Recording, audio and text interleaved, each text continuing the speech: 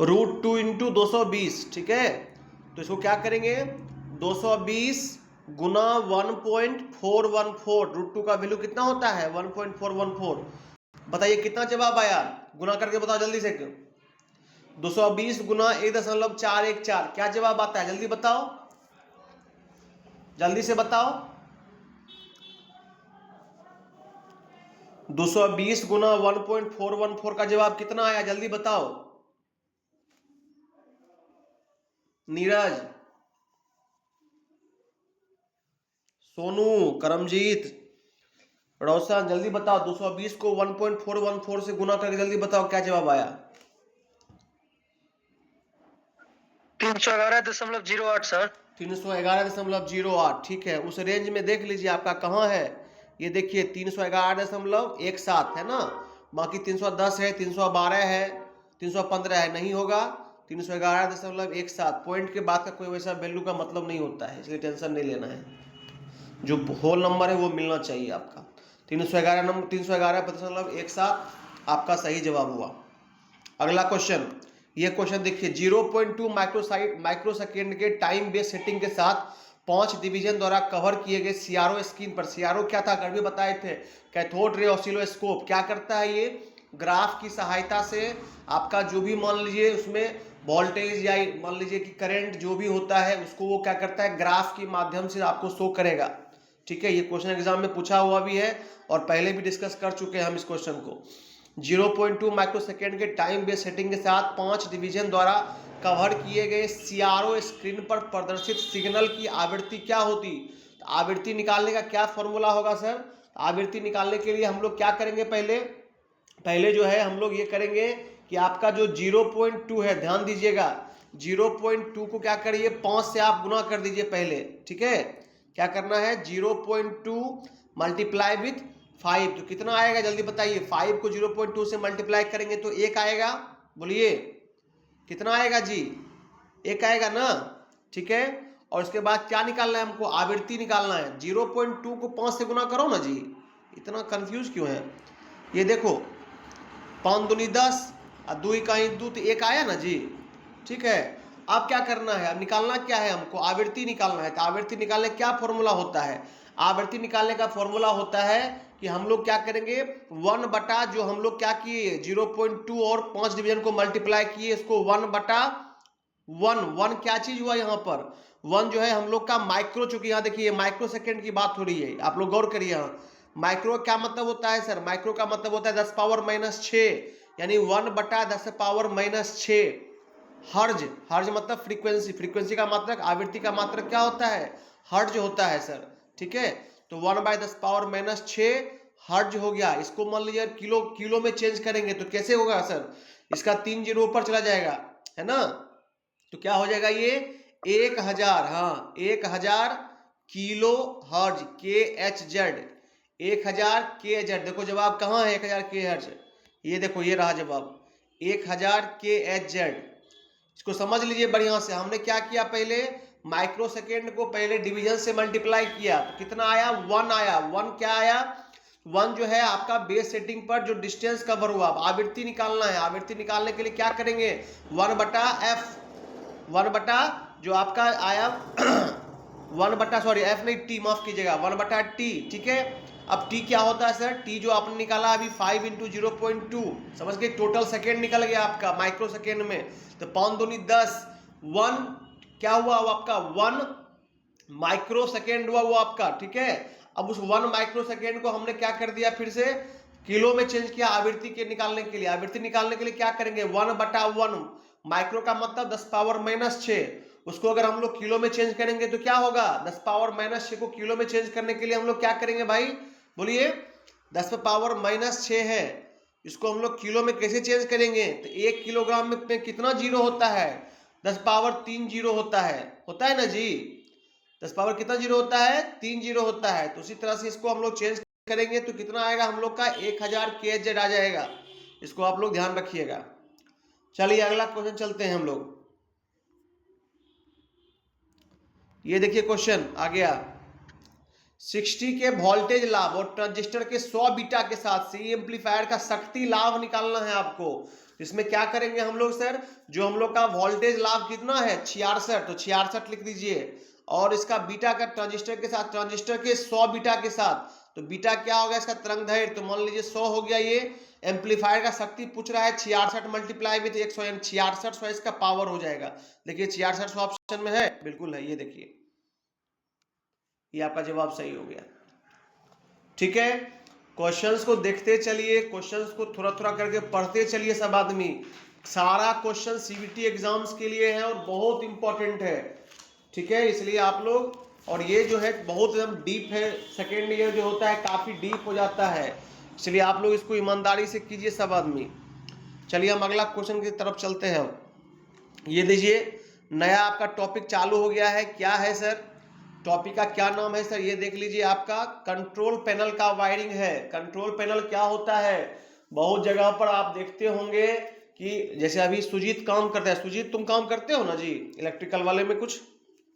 सुजीत जी sir. Control panel रहता है ना तुम लोग में? जी जी जी हाँ जी सर। अब कंट्रोल पैनल के वायरिंग के बारे में ही पूछ रहा है, समझिएगा इसको। क्या क्या है क्वेश्चंस में, रेड ब्लू और ब्लैक कंडक्टर, रेड ब्लू और ब्लैक पर कंडक्ट किए गए कंडक्टर के रंग से कौन सी आपूर्ति इंगित करती है, ये ध्यान दीजिए। क्या क्या है सर क्वेश्चन में, क्या क्या तार जोड़ा हुआ है, तार है आपका रेड, और क्या है ब्लू, और क्या है ब्लैक, समझ गए बात को। तो जब हम लोग रेड ब्लू और ब्लैक को यूज करेंगे, है ना, तीनों कंडक्टर को यूज करेंगे, तो इसको किस प्रकार का सिस्टम बोलेंगे हम लोग, इसको हम लोग डीसी सिस्टम बोलते हैं, 3 फेज डीसी सिस्टम। याद रखिए इसको, 3 तार डीसी आपूर्ति प्रणाली, 3 तार डीसी सिस्टम जिसको हम लोग बोलते हैं, समझ गए बात। याद रखना है इसको। कौन कौन सा कलर हो गया सर, अगर मान लीजिए हम लोग रेड ब्लू और ब्लैक को यूज कर रहे हैं, 3 तार यूज हो रहा है, ठीक है ना, तो वहां पर जो है हम लोग कौन सा सिस्टम चल रहे हैं, 3 फेज डीसी सिस्टम की बात हो रही है। आगे क्वेश्चन है, नेक्स्ट क्वेश्चन देखिएगा, तारों को गुच्छा करने के लिए यानी कि बंच बनाने के लिए कौन से केबल बेंड का यूज करते हैं हम लोग, कौन से केबल टाइप, केबल टाइप मतलब जैसे तार मान ली 4-5 हो गया, उसको तो बांधना पड़ेगा नहीं तो लटकते रहेगा, है ना, तो उसके लिए किसका यूज करते हैं हम लोग, तो नायलॉन का यूज करते हैं। याद रखना है इसको, नायलॉन बेंड का यूज करके हम लोग क्या करते हैं, हम लोग तार को एक जगह इकट्ठा कर देते हैं। अगला क्वेश्चन है, पैनल है अपना, ठीक है, पैनल बोर्ड में असेंबली में किस उपकरण से बचा जाता है, which device is avoided panel board assembly, panel board का जो असेंबली होता है उसमें किस उपकरण से हम लोग बचते हैं, तो उसमें जो है हम लोग क्या करते हैं जी, देखिए सेंसर का जो यूज होता है, ध्यान दीजिए, सेंसर क्या करता है, सेंसर को हम लोग अवॉइड करते हैं इसमें, ठीक है ना, विच device avoided in the panel board assembly, panel board का जो असेंबली होता है, आप लोग देखिएगा थोड़ा सा गूगल करके, पैनल बोर्ड का जो असेंबली होता है उसमें हम लोग क्या करते हैं, सेंसर का यूज नहीं करते हैं। सेंसर का यूज क्यों नहीं करते हैं, बहुत महीन चीज होता है, उसमें चोट लग सकता है, सेंसर खराब हो जाएगा, इसलिए असेंबली में सेंसर नहीं लगाते हैं भाई साहब, इसको समझ लीजिए। तो पैनल बोर्ड असेंबली में सेंसर का यूज नहीं किया जाता है। अगला क्वेश्चन, नेक्स्ट क्वेश्चन क्या है अपना, देखिए यहां पर, ये देखिए विच डिवाइस, ये हो गया असेंबली। अब ये देखिए अगला क्वेश्चन, यहां पर देखिए एक्स दिखा रहा है, ये एक्स क्या है इसके बारे में पूछ रहा है, ठीक है, ये एक्स जो है ये क्या चीज है इसी के बारे में पूछ रहा है। तो ये क्या है आपका ऑक्सिलरी कॉन्ट्रैक्टर है, ये ऑक्सिलरी कॉन्ट्रैक्टर, कॉन्ट्रैक्टर क्या करता है, सपोर्ट देता है सर्किट को, समझ गए बात को। तो स्टॉप बटन नहीं है, स्टार्ट बटन नहीं है, मेन कॉन्टैक्ट नहीं है, ये क्या है ऑक्सिलरी कॉन्टैक्ट है। तो ऐसा फिगर दे के आपको अगर पूछता है तो याद रखना है इसको, क्या है सर, ये ऑक्सिलरी कॉन्टैक्ट है, जैसा फिगर दिया है वैसा ही दिख राइट पूछ लेगा आपसे कि बताइए कि ये क्या है सो।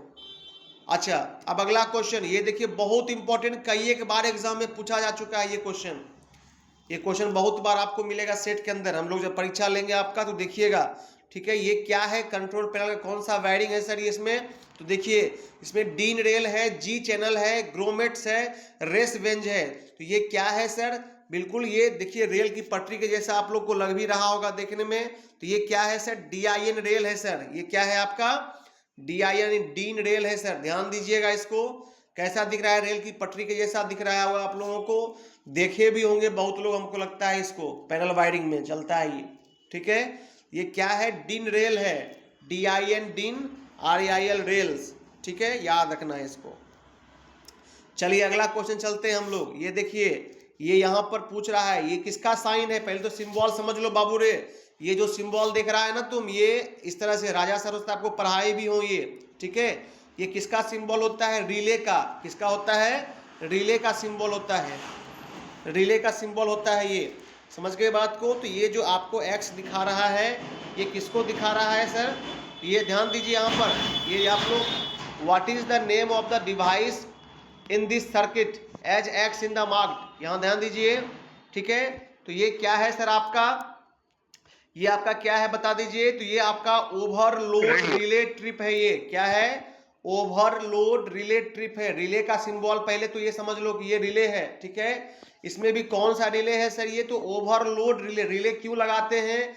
रिले इसलिए लगाते हैं ताकि हमारा जो क्या है वायरिंग है, या मान लीजिए हमारा जो सर्किट है, वो सर्किट क्या हो, सर्किट मतलब जलने से बच सके। समझ गए बात को? इसके अलावा रिले क्या करता है, जो भी मान लीजिए और हम लोग अलग अलग फ्रीक्वेंसी पर हम लोग क्या करते हैं, उसको वेरिएट करते हैं, तो वहाँ पर ट्रिप वगैरह करने के लिए रिले का यूज होता है।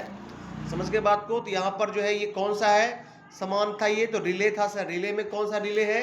ओवरलोड रिले ट्रिप है। चलिए अगला क्वेश्चन, कंट्रोल पैनल वायरिंग में जो सामान, ये देखिए ये भी क्वेश्चन बहुत इंपॉर्टेंट एग्जाम में पूछा हुआ क्वेश्चन है भाई साहब, इसको देख लीजिए। जैसा फिगर है जस्ट लाइक वैसा ही पूछता है, ठीक है, कि कंट्रोल पैनल वायरिंग में इस सामग्री का जो प्रयोग ऐसा क्या नाम है? तो ये केबल को बांधने के लिए प्रयोग होता है। क्या प्रयोग होता है? केबल को बांधने के लिए। इंग्लिश में क्या बोलेंगे? केबल बाइंडिंग स्ट्रैप है ये क्या है? केबल बाइंडिंग स्ट्रैप, यानी केबल बांधने की पट्टी है ये सर, ठीक है। समझ गए होंगे आप लोग। चलिए आगे बढ़ते हैं, नेक्स्ट क्वेश्चन। ये भी क्वेश्चन एग्जाम में पूछा हुआ, कई एक बार पूछा हुआ क्वेश्चन है ये, देख लीजिए इसको आप। अब ये क्या है कंट्रोल पैनल वायरिंग में? तो कंट्रोल पैनल वायरिंग में ये जो आप सामान देख रहे हैं, ये क्या है? ग्रोमेट है। क्या है ये? ग्रोमेट। देखिए वहां पर ऑप्शन है आपको ग्रोमेट का, ठीक है। सामान समझते जाइए, सामने में भी मिलेगा तो समझ जाइएगा कि अच्छा ये सामान है। ये क्या है? गवर्नमेंट है ये, ठीक है। अब यहां तक में देखिए, यहां तक में कोई दिक्कत है तो बताइए हमको।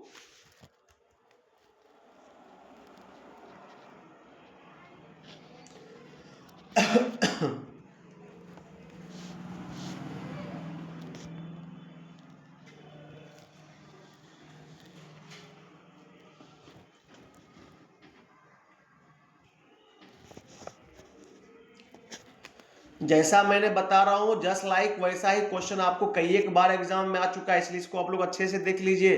3 क्वेश्चन तो यहाँ पर देख लीजिए, 3 क्वेश्चन तो काफी इंपॉर्टेंट हो रहा है यहाँ पर। एक ये 1 2 3, ये तो कई एक बार आपको एग्जाम में आ चुका है।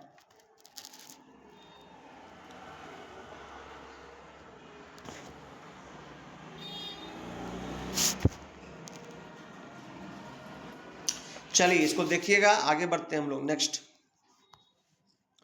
आगे क्या क्वेश्चन है सर? आगे क्वेश्चन देखिए, पैनल बोर्ड में कौन सा डिवाइस ओवरलोड और शॉर्ट सर्किट से बचाता है? पैनल बोर्ड में कौन सा ऐसा डिवाइस होता है जो अगर पैनल बोर्ड में ओवरलोडिंग हो गया तो उसको शॉर्ट सर्किट से, कुछ है आइडिया सुजीत? कौन बचाएगा जी? सुजीत आवाज आ रही है सुजीत? Yes sir. क्या बचाएगा एमसीबी में? सॉरी क्या नाम है ये, अगर मान लो पैनल बोर्ड में अगर शॉर्ट सर्किट से बचना है तो क्या यूज करोगे? ये रिले यूज करेगा सर, रिले को होल्ड नहीं करेगा। नहीं रिले तो नहीं यूज करेंगे बाबू, रिले का काम दूसरा है। हाँ सर, रिले का काम दूसरा चीज है, एमसीबी यूज करेंगे ना। एमसीबी जी सर, एमसीबी का फुल फॉर्म क्या होता है? कौन बताएगा? एमसीबी का फुल फॉर्म कोई बताओ जल्दी से। सब लोग एमसीबी सुना होगा, एमसीबी का फुल फॉर्म बता दो जल्दी से। मिनिएचर सर्किट ब्रेकर भाई साहब, मिनिएचर देखिए, देख लो यहाँ है MCB, miniature circuit breaker MCB, ठीक है। हम लोग क्या करेंगे, हम लोग अगर पैनल बोर्ड में अपने लोग को अगर क्या करना है, ओवरलोडिंग करंट से बचना है या शॉर्ट सर्किट से बचना होता है तो एमसीबी का यूज करते हैं। जो ही ओवरलोड करंट जाएगा एमसीबी ट्रिप कर जाएगा और आपका जो वायरिंग है वो बच जाएगा, नहीं तो भाई साहब जल जाएगा वायरिंग आपका।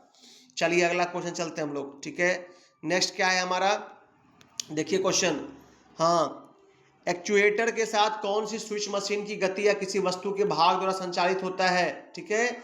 एक्चुएटर का जो हम लोग यूज करते हैं, ध्यान दीजिए आप लोग, which switch with an actuator is operated by the motion of a machine or part of an object, ठीक है। क्वेश्चन को समझिए कि आपका जो एक्चुएटर है, समझ के बात को, वो क्या करता है, वो ऑपरेटेड होता है मशीन के पार्ट के साथ में, ठीक है ना। तो एक्चुएटर होता क्या है, एक्चुएटर जो है गति देने वाला होता है। गति देने वाला किसको होता है, जो भी मान लीजिए कि आपका कंट्रोल पैनल बना हुआ है उसमें मोशन के लिए हम लोग जो है एक्चुएटर का यूज करते हैं।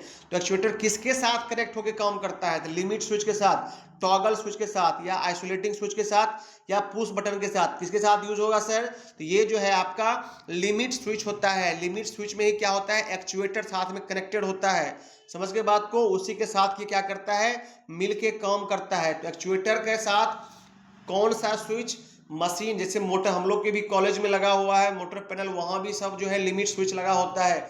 लिमिट स्विच जो होता है वो क्या है, एक्चुएटर के साथ ही मिलके काम कर सकता है, अकेले उसके साथ अकेले वो काम नहीं कर पाता है। क्यों भाई, क्योंकि वो आपके मोटर के स्पीड को बढ़ाता है, घटाता है, जैसा भी उसको करता है। तो याद रखना एक्चुएटर जो होता है वो लिमिट स्विच के साथ काम करेगा। अगला क्वेश्चन, ऑफलोड कंडीशन में कौन सा स्विच काम करता है। अगर मान लीजिए लोड नहीं पड़ रहा है तो ऑफलोड है, तो कौन सा स्विच काम करेगा, limit switch, isolating, two way या पुश बटन स्विच, कौन सा स्विच काम करेगा, बता दीजिए। ऑफलोड की स्थिति में देख लीजिए, यहाँ पर नाम से पता चल रहा है आइसोलेटिंग स्विच, ठीक है। आइसोलेटिंग स्विच जो होता है वो ऑफलोड में काम करता है। बाकी ये सारे जो भी है, लिमिट स्विच हो गया, टू वे हो गया, पुश बटन हो गया, ये सब जो है स्टार्ट करने में या रनिंग करने में यूज होता है, ध्यान रखिएगा। अगला क्वेश्चन, पैनल बोर्ड में दो अलग अलग अर्थिंग प्रदान करने क्या कारण होता है जी, बताओ सुजीत। अर्थिंग, दो अर्थिंग क्यों देगा पैनल बोर्ड में, जल्दी बताओ। बॉडी अर्थ सर, अगर जो लाइटनिंग होता है तो करंट जमीन में चल जाए सर। हाँ वो तो ठीक है, लेकिन दो क्यों देंगे,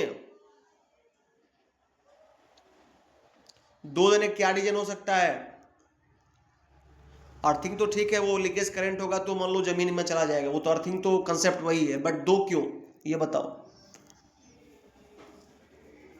चलो समझ लो, कोई बात नहीं है। अभी मान लो सपोज डैट कि एक अर्थिंग हमारा काम नहीं किया, ठीक है ना, तो कोई ना कोई तो होना चाहिए ना उसके जगह पर।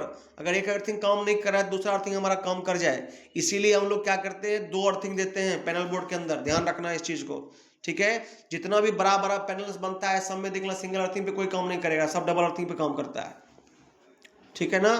तो यही चीज है, अन्य विफलता के मामले में एक और सुनिश्चित करें, मतलब कि आपका जो है एक अगर काम नहीं किया तो भाई साहब दूसरा काम कर जाएगा। चलिए अगला क्वेश्चन, किस सर्किट में लिमिट स्विच का प्रयोग करते हैं हम लोग, ठीक है। किस सर्किट में हम लोग लिमिट स्विच का काम करते हैं, लिमिट स्विच का प्रयोग कहां पर होता है सर, तो लिफ्ट वगैरह में आप लोग देखिए, लिफ्ट के सर्किट में हम लोग लिमिट स्विच का ही काम करते हैं, यूज करते हैं। लिफ्ट सर्किट में हम लोग क्या करते हैं, लिमिट स्विच का ही काम करते हैं या यूज करते हैं, ठीक है ना। अगला क्वेश्चन, एक संयोजक में नियंत्रण सर्किट वोल्टेज और बिजली का चयन कैसे किया जाता है, मतलब what is the criteria to select the contractor, contractor का चयन करने का क्या प्रोसेस है या क्या मापदंड होगा उसमें जी। तो उसमें हम लोग क्या करेंगे, कितना उसके अंदर करंट आ रहा है, यानी कितना उसमें वोल्टेज आ रहा है और कितना उसका लोड होगा, इस दोनों चीज पर हम लोग क्या करते हैं, देख करके उसके बाद जो है कॉन्ट्रैक्टर का चयन करते हैं हम लोग, यानी कि आपूर्ति वोल्टेज और लोड, समझ गए बात को, वोल्टेज और लोड दोनों देख करके कॉन्ट्रैक्टर का यूज होता है। ये नहीं कि आप किसी भी रेटिंग का कॉन्ट्रैक्टर खरीद करके मान लीजिए लगा दीजिएगा आपके पैनल बोर्ड में, तो वो काम नहीं करेगा, फिर वो जलने का खतरा रहता है आपका, समझ गए। तो जितना लोड, कितना लोड का, मान लीजिए अभी जैसे पैनल बोर्ड है, हमको कोई मोटर को रन करना है, तो पैनल बोर्ड में हम लोग का अगर मोटर कितना एचपी का है वो तो देखना पड़ेगा ना, उसी के हिसाब से ना कॉन्ट्रैक्टर लगाएंगे, है ना। तो वही चीज है, तो आपूर्ति वोल्ट और लोड इस दोनों के हिसाब से हम लोग क्या करते हैं, संयोजक यानी कॉन्ट्रैक्टर का प्रयोग करते हैं। अगला क्वेश्चन, पेंच का उपयोग किए बिना पैनल बोर्ड में एमसीबी ओएलआर को माउंट करने के लिए किस सामग्री का प्रयोग किया जाता है? बहुत अच्छा क्वेश्चन है ये, और आप लोग की जानकारी के लिए भी समझ लीजिए कि अगर मान लिया जाए कि हम लोग स्क्रू को प्रयोग में नहीं लाते हैं, स्क्रू का यूज नहीं करना है, तो स्क्रू के जगह पे कौन सा ऐसा सामान का यूज करें जो एमसीबी ओएलआर ये सब जो है आपके किस चीज पर, आपके जो है पैनल के अंदर बैठ जाए। तो क्या जवाब सही होगा? जैसा आपको पहले भी दिखाए थे डीन रेल हम, ठीक है ना, तो यही डीन रेल का यूज होता है। ध्यान दीजिए इसको, डीन रेल हमने पहले भी आपको दिखा दिया है, उसी डीन रेल का यूज करते हैं। अगर स्क्रू नहीं भी यूज करना है आपको तो आप डीन रेल का प्रयोग कर लीजिए। डीन रेल का प्रयोग करके आप इसको स्क्रू के जगह पर यूज में ला सकते हैं। समझ गए बात को? याद रखना है इस चीज को। चलिए अगला क्वेश्चन, कौन सा ऐसा उपकरण है, ध्यान दीजिए नया क्वेश्चन आ गया, किस प्रकार का उपकरण मोटर को एक पैनल बोर्ड में हीटिंग और ओवरलोडिंग से बचाता है? मतलब कि आपका जो पैनल बोर्ड है हीट भी नहीं होने देगा और ओवरलोड से भी बचा देगा।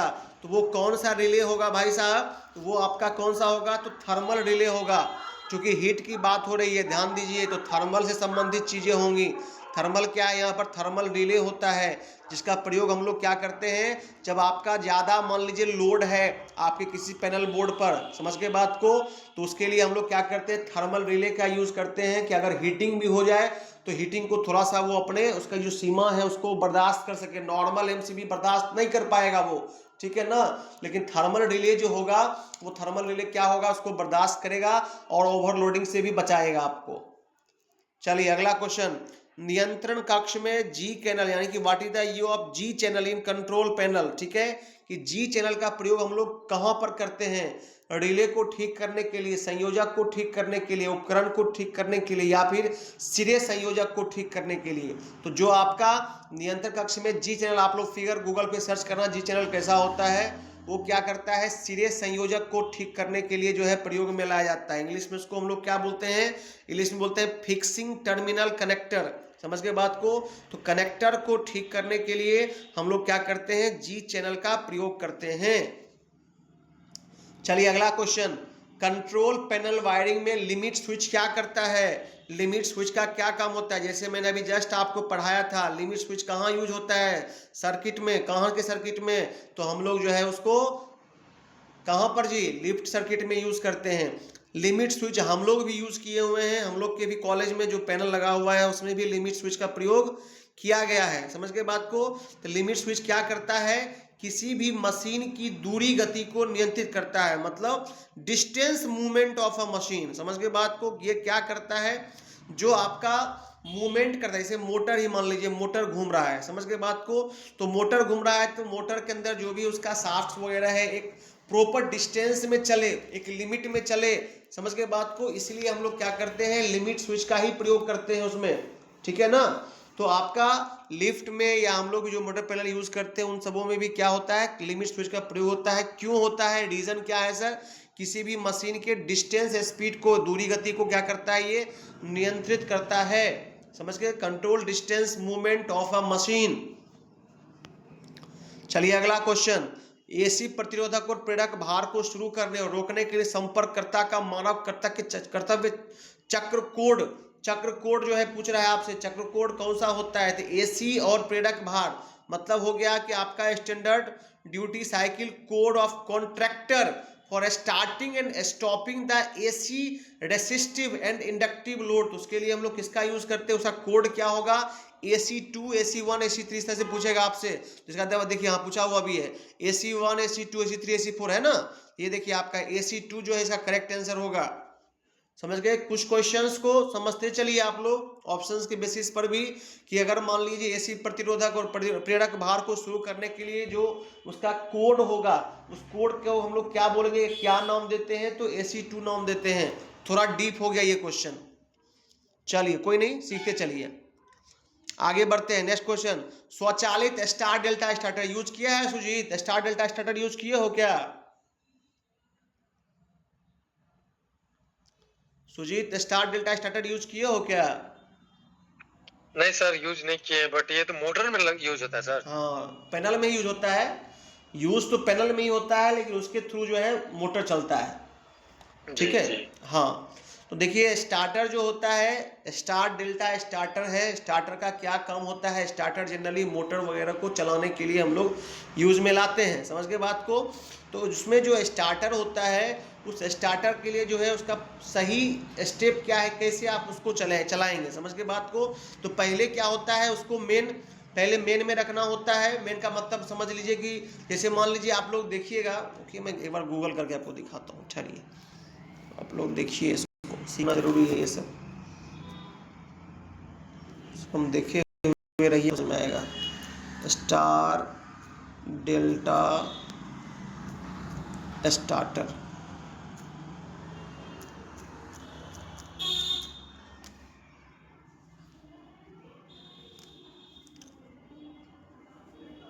ये देखो आप लोग,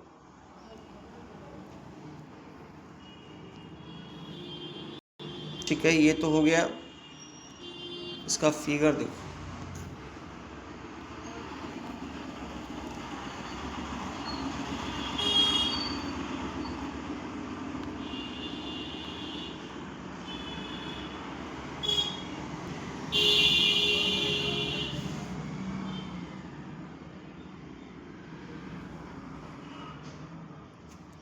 देखिए इसमें तो वायरिंग सर्किट में समझ में नहीं आएगा, आप लोगों को एग्जैक्ट मिल जाए। देखिए ये समझ लो, ऐसा समझ लो, हाँ इसको देखो आप लोग, ठीक है ना। ये देखो मेन है, डेल्टा है, स्टार है, ये देख रहे हैं आप लोग, ये आप लोग देख पा रहे होंगे क्या क्या है सर। मेन है, ठीक है, स्वचालित, ये देखिए, लेकिन ये ऑटोमेटिक नहीं है, ये क्या है, एमसीबी के थ्रू चल रहा है, गौर कर लीजिए, ठीक है। इसको हम लोग देंगे, जैसा मूवमेंट देंगे वैसा चलेगा, ऑटोमेटिक नहीं है ये। ऑटोमेटिक अलग ढंग का होता है, लेकिन आप लोग ये समझ लो कंसेप्ट कि ये कैसे कैसे काम कर रहा है। ये देखो कैसे इसका पोल कनेक्टेड है, मेन से पहले डेल्टा में है, फिर डेल्टा से आगे जाके स्टार में चल रहा है ये, ठीक है ना। तो हम लोग का जो चलाते हैं जनरली, जो ऑटोमेटिक स्टार डेल्टा स्टार्टर होता है, उसको चलाने का जो सही प्रोसेस होता है, उसमें क्या होता है, पहले स्टार पे होता है, फिर मेन पे होता है, फिर आपका टाइमर पे होता है। ध्यान दीजिएगा, समझिए क्वेश्चन को, पहले क्या होता है, स्टार पे होता है, फिर मेन पे होता है, फिर टाइमर पे होता है, और फिर डेल्टा पे होता है। चार तरह हो गया, 4 स्टेप्स में चलेगा वो। पहले कहाँ जाएगा, स्टार में, फिर कहाँ जाएगा, मेन में, फिर जाएगा टाइमर में, और फिर जाएगा आपके डेल्टा में। समझ गए बात को। तो 4 स्टेप से इस हिसाब से चलता है, स्टार, मेन, उसके बाद आपका टाइमर, और फिर आपका डेल्टा। इस तरह से ये चलता है आपका। एक मिनट,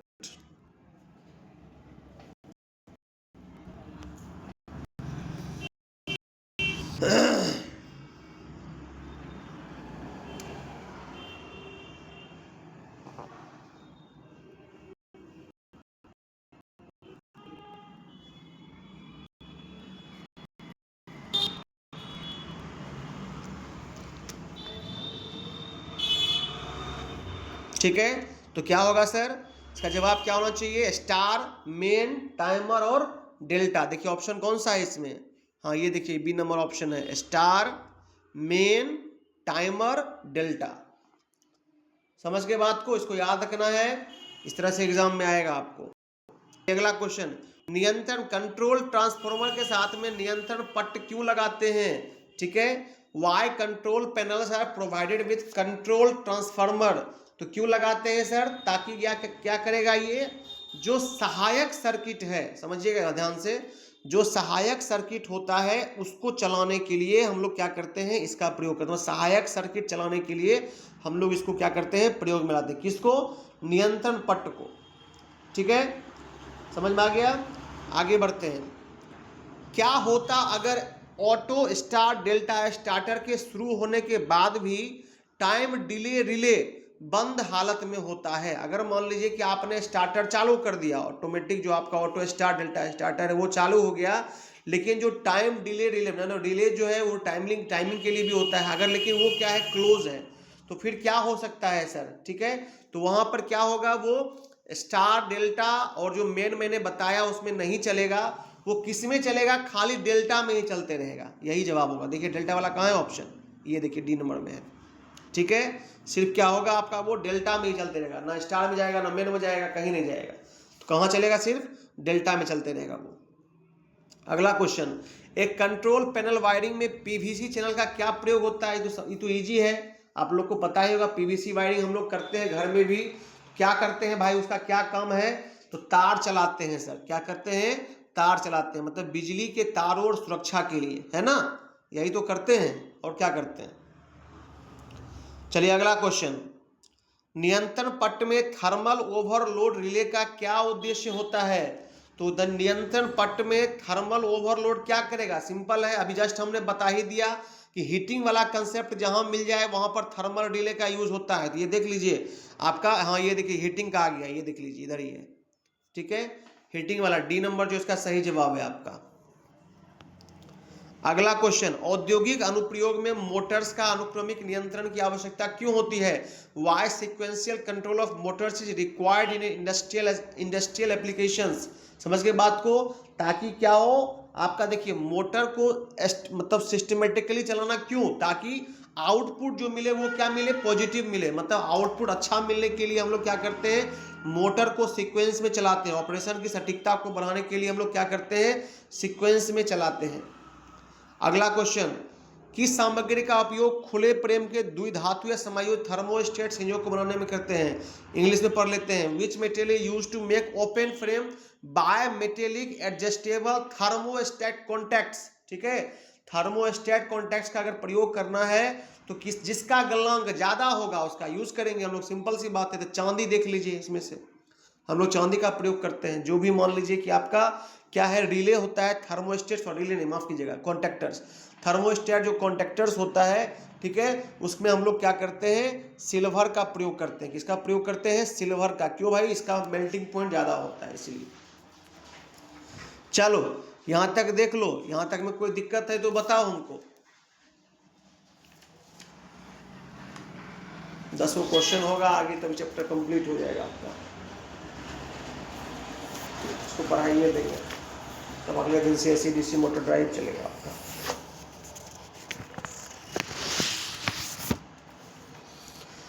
सीखते जाइए भाई साहब, ऑप्शंस को समझते जाइए। हम मोटा मोटी कंसेप्ट देते हैं, पूरा डीप कंसेप्ट दे पाना तो मुश्किल है, लेकिन फिर भी आप लोग को समझने के लिए बता देते हैं कि आपको याद रह जाएगा ऑप्शंस।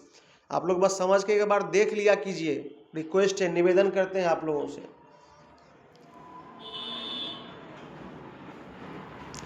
चलिए यहां तक हो गया, अब आगे बढ़ते हैं। क्वेश्चन देखिएगा आगे, कंट्रोल पैनल वायरिंग में डीन रेल का अभी जस्ट पढ़ा चुके हैं आपको हम। डीन रेल क्या करता है जी, विद्युत तार के लिए रास्ता नहीं, विद्युत तार के रास्ता कौन करता है जी, अभी जस्ट पढ़ाए थे आपको।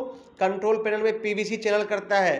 पीवीसी चैनल क्या करता है, तारों के लिए रास्ता प्रदान करता है। उस शक्ति वाले सर्किट सामग्री ये डबल डेक से संयोजक लगाने में या स्क्रू के बिना, बिल्कुल जस्ट अभी पढ़ा के निकले हैं कि बिना स्क्रू के ही अगर एमसीबी लगाना है या कोई और सामान लगाना है आपको, तो आप क्या कर सकते हैं, इसका प्रयोग कर सकते हैं। किसका प्रयोग कर सकते हैं जी, डीन रेल का प्रयोग कर सकते हैं, कोई दिक्कत नहीं है।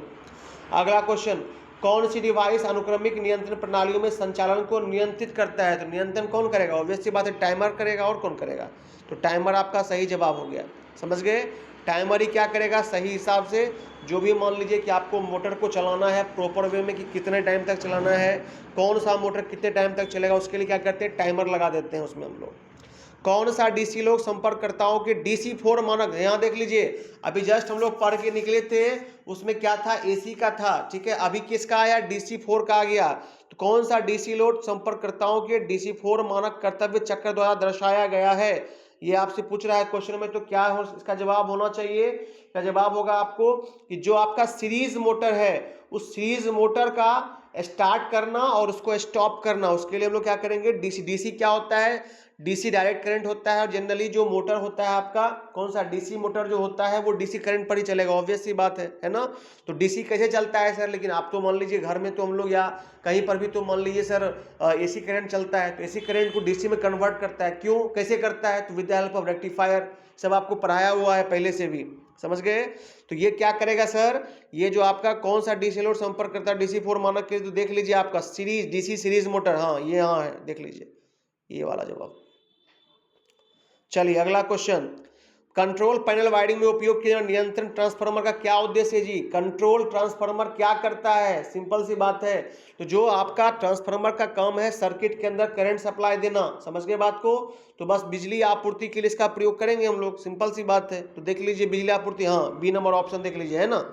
सहायक सर्किट की बिजली आपूर्ति करने के लिए, यही तो आंसर है। अगला क्वेश्चन, किसी संयोजक के संपर्क कम करने के लिए किस तरह से तैयार हम लोग कर सकते हैं सर? किसी संयोजक के संपर्क कम करने के लिए हम लोग कैसे तैयार कर सकते हैं? इंग्लिश में पढ़ते हैं, how the contacts contractor can be engage for working. तो क्या होगा, by operating electromagnet to change the position, यानी स्थिति को बदलने के लिए विद्युत चुंबक का संचालन करके हम लोग इसको क्या कर सकते हैं, बदल सकते हैं। यानी कि ऑप्शन नंबर सी जो है वो क्या है, आपका सही जवाब है। अगला क्वेश्चन, कौन सा डिवाइस पैनल बोर्ड में पट्टी और गुथे हुए केबलों से चमक आने से रोकता है?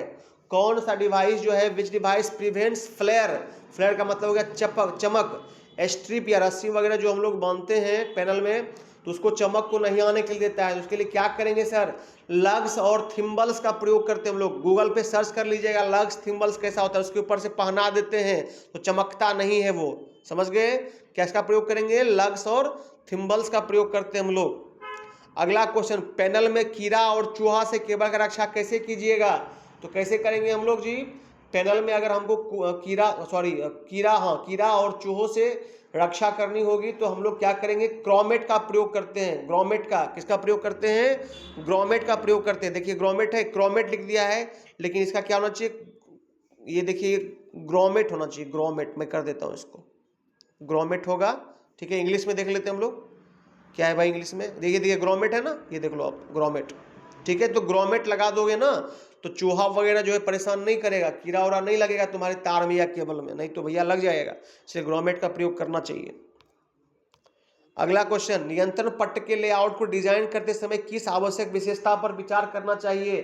तो हम लोग क्या करना चाहिए, जो हम लोग कंट्रोल पैनल बना रहे हैं तो उसका लेआउट जो मतलब उसका लंबाई कितना होना चाहिए, चौड़ाई कितना होना चाहिए, उसके अंदर जो सामान हम लोग डाल रहे हैं उसका मान लीजिए कितना लंबाई चौड़ाई है। अब जैसे मान लीजिए हमको उसके अंदर में एमसीबी फिट करना है, या मान लीजिए इंडिकेटर फिट करना है, या रिले लगाना है, स्विच कंट्रोल स्विच लगाना है, जो भी चीज़ें लगाना है तो उसका मान लीजिए एरिया पता होगा तभी ना लगाएंगे जी। तो सिंपल सी बात है। तो यही चीज़ देखिए ऑप्शन में क्या क्या है आपका, कैबिनेट दरवाजे के बाहर और लंबाई, हाँ यही देखिए कैबिनेट दरवाजे के बाहर लंबाई चौड़ाई और स्विंग का क्षेत्र, मतलब स्विंग का मतलब जो काम होगा है ना, उसके अंदर जो सामान लगेगा उसको स्विंग करने के लिए, या फिर उसको उठा करके खोलने और लगाने के लिए, स्विंग करने के लिए। चलिए अगला क्वेश्चन, पावर और कंट्रोल वायरिंग्स अलग अलग से रेस वेज में क्यों चलते हैं? तो पावर देखिए कहता है why power and control wirings run in separate raceways. Power और कंट्रोल वायरिंग जो होता है वो अलग अलग रेस वेज में क्यों चलता है? ताकि क्या हो आपका जो है, to reduce the radio interference. Radio interference का मतलब क्या होता है सर? रेडियो इंटरफेरेंस का मतलब यह होता है कि जैसे मान लीजिए दो इक्विपमेंट है, अगर वो चलता है तो ऑब्वियस सी बात है सबके अंदर से वेव्स पास होते हैं, वो क्या कर सकता है, वायर को डिस्टर्ब कर सकता है। इसी कारण से हम लोग क्या करते हैं, इसको रेडियो को हस्तक्षेप करने के लिए हम लोग क्या करते हैं, अलग अलग पावर और कंट्रोल वायरिंग्स को अलग अलग रेस वेज में चलाते हैं। अगला क्वेश्चन, मोटर दिशा क्यों नहीं बदल रही है अगर रिवर्स पुश बटन को फॉरवर्ड और reverse control star delta starter में दबाया जाता है? कि मोटर मान लीजिए क्लॉक वाइज और एंटी क्लॉक वाइज दो ही दिशा में चलेगी, या तो आगे घूमेगी या पीछे घूमेगी, ठीक है ना, लेकिन वो नहीं चल रहा है, ठीक है ना। क्यों नहीं चल रहा है भाई साहब? तो क्या रीजन होगा उसका? तो रिवर्स कॉन्ट्रैक्टर जो लगा हुआ होता है वो रिवर्स कॉन्ट्रैक्टर क्या हो गया, लॉक हो गया। जो ही रिवर्स कॉन्ट्रैक्टर लॉक होगा तो क्या होगा, वो एक ही दिशा को बता पाएगा, या तो मान लीजिए एंटी क्लॉक वाइज चलेगा या क्लॉक वाइज चलेगा। इसलिए क्या जवाब होगा इसका, देख लीजिए, हाँ यहाँ देखिए लॉक हो गया। रिवर्स कॉन्ट्रैक्टर में इंटरलॉक के कारण जो है वो क्या होगा, एक ही दिशा में चलते रहेगा। चलिए यहां तक देख लीजिए, ये आपका टॉपिक खत्म कर दिए हम आज, ठीक है। अगले दिन से एसी डीसी का मोटर ड्राइव चलाएंगे। टॉपिक बढ़िया लगा जी सुजीत?